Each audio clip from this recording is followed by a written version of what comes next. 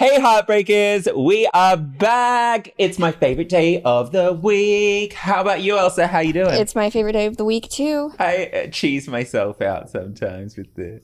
We're at my home today, by the way. This is my Isn't this house. such a vibe? You know what I love is the one hotel, and I love how they do all whites and lots of plants. I have lots of flowers, so I wanted to mix the restaurant, the Ivy, with the one hotel because they have flowers everywhere, and I love like the white. It's called like modern organic, I think they call it now. That's like I don't know. I like that. Well, yeah, because it's got like, see, the like stone and like the neutral wood colors. or something. That makes me feel so clean. Have you ever seen Kim Kardashian's pictures of her house? Yes, and I think that that's like, I just think it should be clean. Yeah, I like it. Nothing out. People were trolling her saying like how sterile it looked, and I'm like, I love that. I don't think so. Like, I don't want it to be like, and flowers, yes, go nuts with flowers. That's where the color and the like stuff comes in. But all of that stone, it makes me just feel so calm.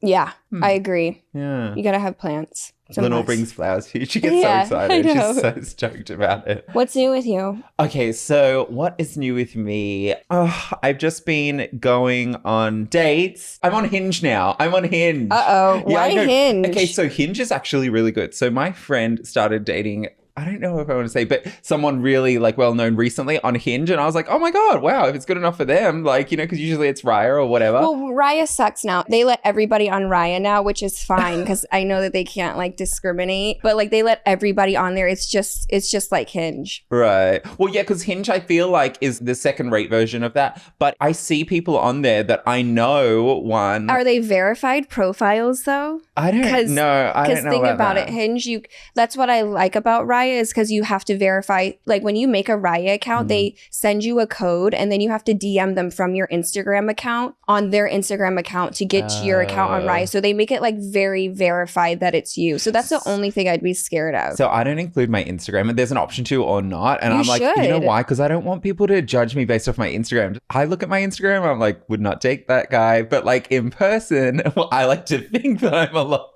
I don't know, more endearing. Like I just don't have a natural personality too much. I don't know. I think you should put your Instagram. I think that people can just click and see Well, you're your right, 'cause then personality.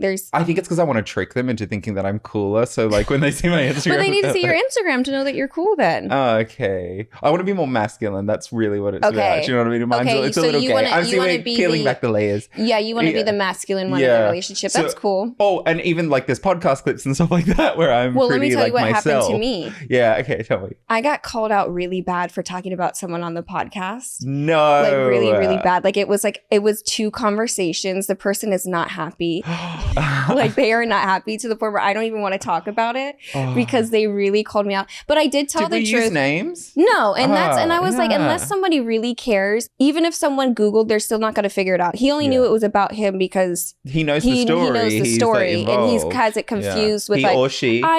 he or she. I'm so and so, and anybody can Google this and figure it out. I'm like, I don't even want to be friends with you if you're so cautious, and if you open up the door to do something fucked up to me, where I told the truth, and that's why he couldn't be upset. This is where you come with your thoughts to, you know, decompress. I'm going to be really careful. And then I talked about one other guy. Yeah. And he liked it. Oh. So it made him like text me more, and it made him like want to fly me out and all types of stuff. So now I'm going to use this. I love that there's, exactly. Use this as a manipulation tool. One, I'm living for the back. Yeah, I love that people are really getting into this podcast.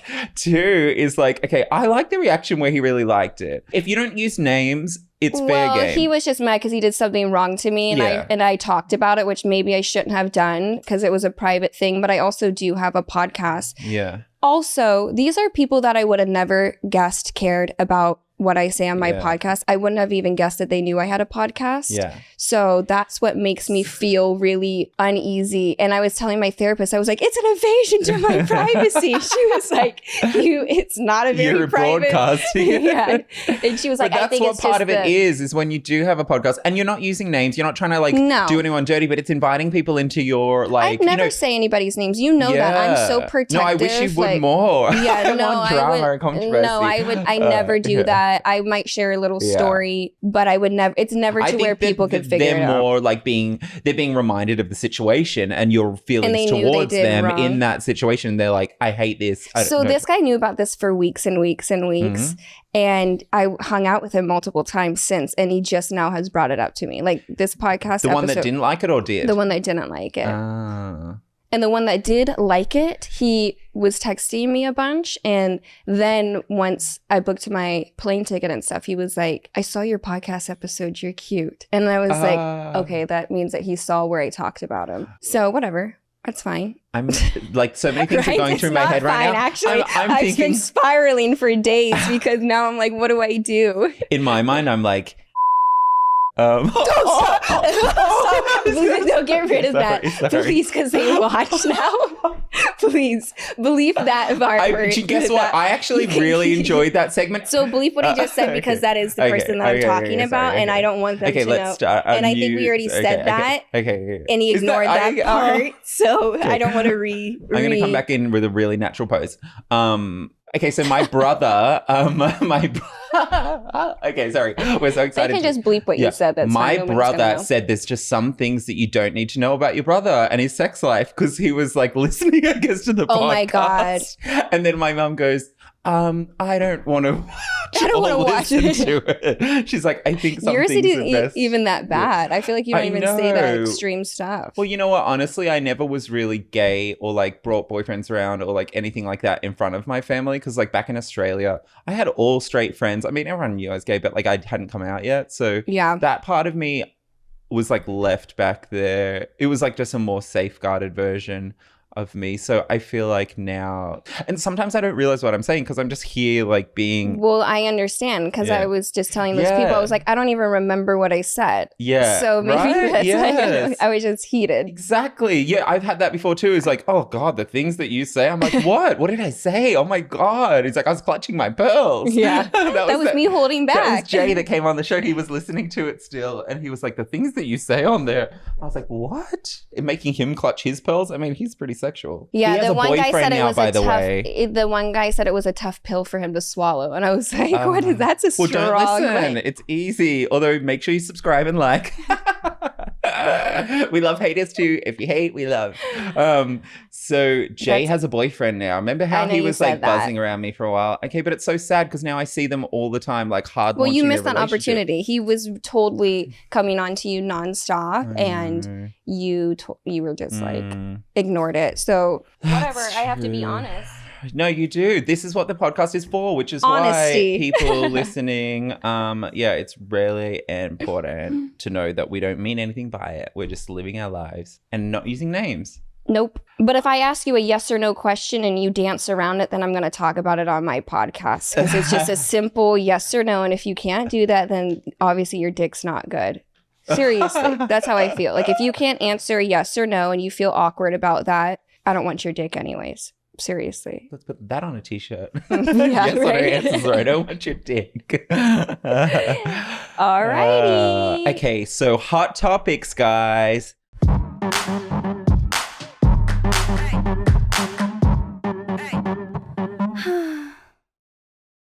Don't change the subject, just answer the fucking question.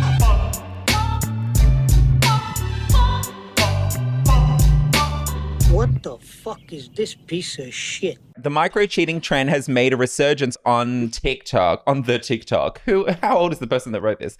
Okay, first appearing in 2018, micro-cheating became a trend on social media. In short, micro-cheating is any behavior that would imply a partner is talking or flirting with other potential partners. Examples include secretly texting people without telling your partner, maintaining friendships with exes or former crushes, being touchy with the opposite sex, liking the opposite sex Instagram photos, using porn. What do you think defines cheating? Micro cheating. Let's go through the list. Yeah. Secretly texting someone without your partner knowing. Micro cheating. 100%. You cannot do that. Because why is it a secret? You could text people, but if you gotta hide it, I'm not even against people being friends with people of the opposite sex, but you can't be flirting with the person texting them all day. Like if it's about meeting up and going to lunch and like hanging out and whatever, then that's an emotional affair if you're flirting. Absolutely. So actually, no, you're not allowed to text the opposite sex. Now, what do you think about exes and former crushes being friends with them? I I'm against it. And I used to be someone that I would try to be friends with my exes. Specifically, one was like one of my closest friends. And I realize now that he was just doing that to wait around for when I wanted to be single again.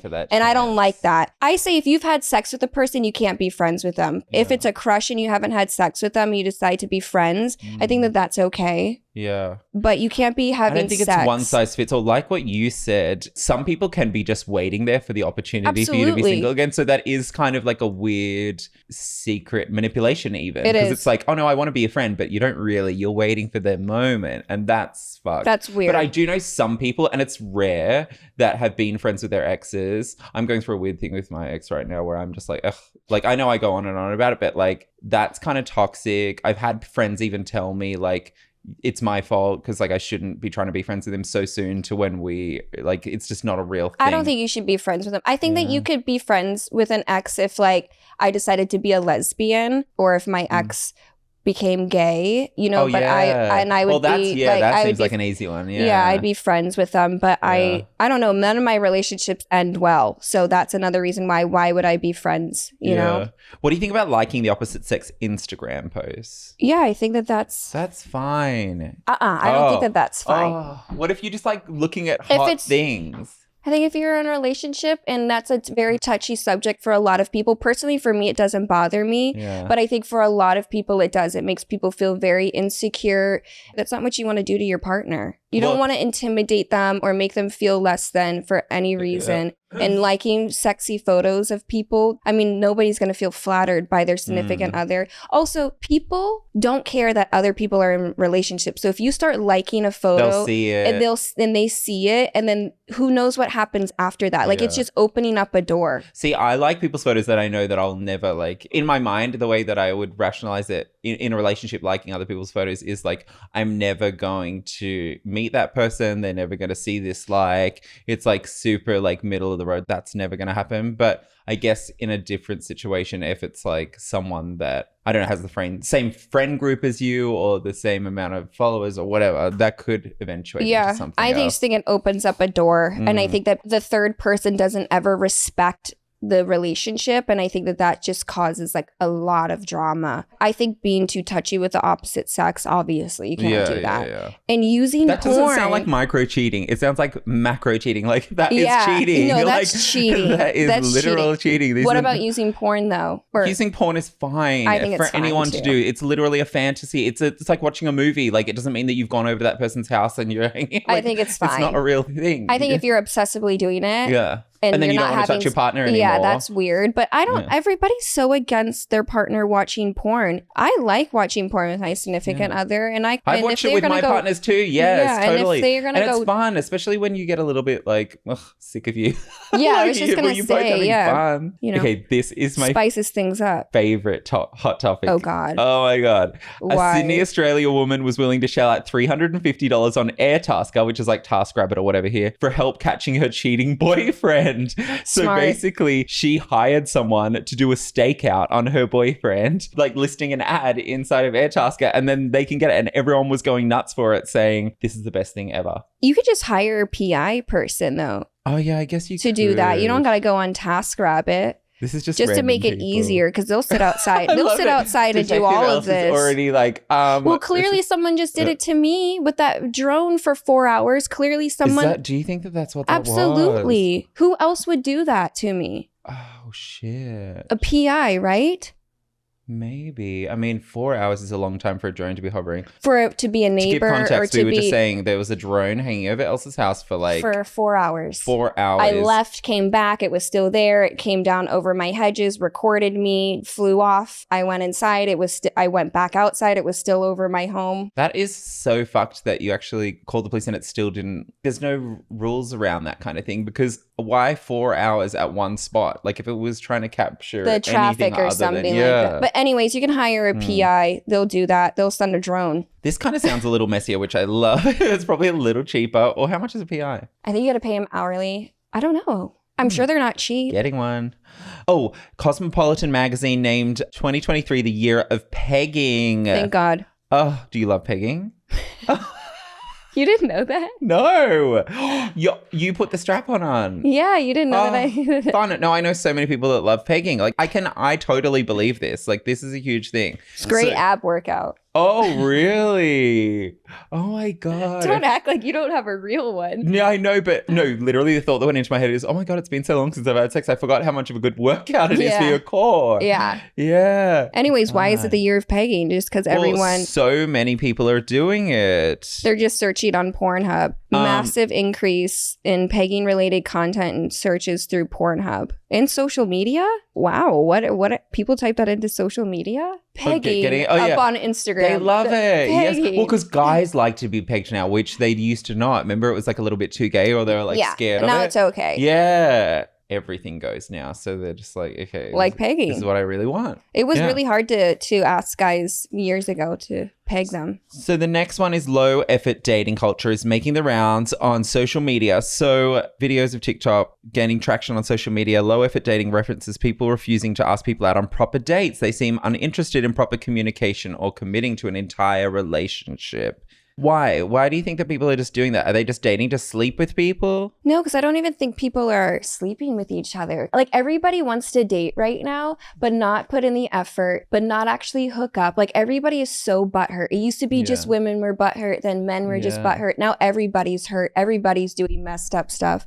Nobody has any type of like morals. I don't know. Everything's dramatic. Nobody wants to actually go get mental health evaluations, like seriously, or something. People just don't have maybe it's social media and the attention span of everything. Like, well, we say everybody thinks they're a 10 now. Oh, yeah. I say that, at least. Yeah, but then does. most people have to go out in real life then after like they've put a million filters on and all that kind of and then thing. they don't actually want to go on a real date because they don't really look the way that they look, and men don't really want to spend money on women right now. Yeah, that's they want to be pampered now. Yeah. I saw this thing the other day where it was saying that now people are starting to do like if someone makes more money, they do like a split bills according to what they make, like their salary. I thought that was kind of interesting, actually. Oh, like in a relationship? So if they, that makes sense. But it's like, I'll pay more because you pay more, whether it's the girl or the guy. People should do that. And they just go, you know what? We'll pay 50-50 on a sliding scale of to how much we make, because then it is kind of even. I like that. That's really good, because there's been times where people are like, my significant other wants to split everything and I don't make as much. How many times have we gotten those questions? And or like in your situation, right? Like you make a good amount of money. If there's a guy coming along, it's like, oh, I'm not going to be with him because he doesn't have money. It's going to be like, but you want him to, you don't want to feel like I don't want that this guy's taking you for a ride. It's like, well, you can afford a certain amount. And it's emasculating to them. Yeah. You know, I've really learned that over the last couple of years. If but you can let throw them, like, money at them, they don't really like it. Whatever, fine, I'll pay for it. Like they don't like that. I don't know what's wrong with them. Yeah. All right, let's get into the hotline.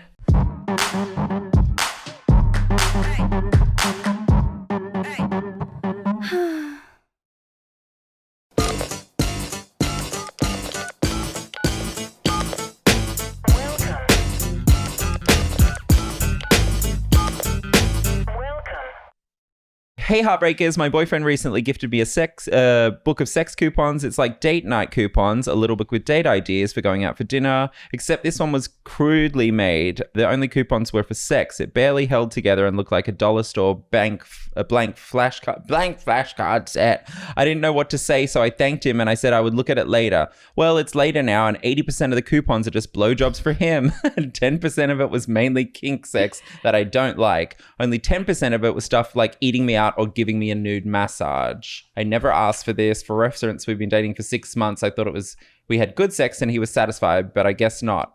So is this kind of like his way of saying to her, I want more things for me and the sex sucks? No, I think that men are more simpler than what we want to admit. And he probably thought this was a good idea and thought it was kinky and sexy and that she would really love it. And he probably went out of his way, and men are just programmed to be selfish and write 80% of what they want and 20% of what the other person wants. I think he literally thought this was a good idea. I think he thinks this is a good idea. I don't think that there was any malicious intent, especially because they've been together for 6 months. He doesn't really know her that well to even get her. Like, maybe you can always ask someone, but if he's trying to think of something really sexy to give, I don't know if he really How knows does she deny that. these coupons though and be like, okay, can I Throw stop? it away. Like, yeah. Say you lost it. Oh, yeah. I don't know where it went. Yeah. You know, I don't know where the coupon thing went. Sorry. There Don't could ever be a bring it up cute again. version of- I mean, is he bringing it up and saying, go get the coupon book? And I mean, it sounds really gross just from the get-go. Like, So do you have the a way- coupon for that? The way that thing is supposed to work, because I like to get like really random gifts and stuff. The girl's supposed to be like, hand it to the guy and be like, here you go, you know, but she clearly doesn't want to do that. So get rid of it. Don't ever pull out any coupons. Throw it in the fireplace. And if he asks about it, say, I don't know where it went. Yeah, I'm really sorry. I don't know where it went. Now it's her fault. She lost the damn coupon book. Yeah, She needs I don't to know just where it tell went. her. Oh, you know what she could do? She could rip out all the ones she doesn't like and only keep the ones that she likes, And even then if be it's like, only "This is you, 10%. Coop." Oh, yeah, because do you know what? It's a gift for her. Yeah, so take out all the ones that you don't like. Now, rip out the ones you don't like and be like, now it's a gift for me. Thank you very much. Yeah. Eat my pussy. Yeah, and just hand them those ones. Yes. Cross out on there. Great. See, This we one's help. expired. Yes.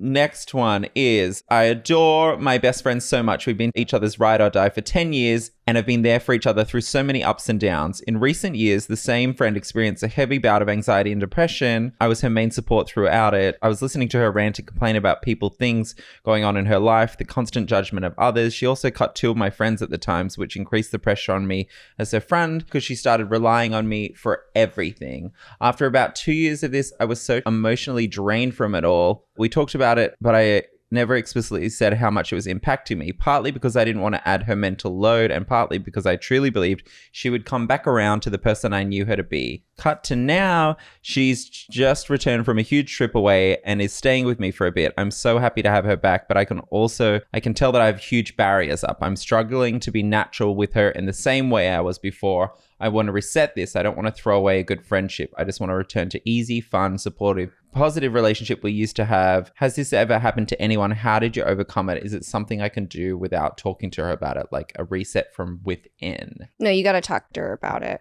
I mean, we all know, we have all had friends where their mental health is a little bit much. Like, you can understand that somebody has depression and anxiety, but then when they're starting to complain and drag everything down and cut everybody off, it actually sounds a little bit self-destructive. So I feel like you kind of actually have to say something like, you don't have to bring up the way somebody used to be, because I'm against that too. Like, people change and you don't need to compare them to their old, like the way that they used to be. If your friend is going through a depression or anxiety, I really feel like you got to relearn who they are, because they are trying to relearn who they are after it, because it really changes you.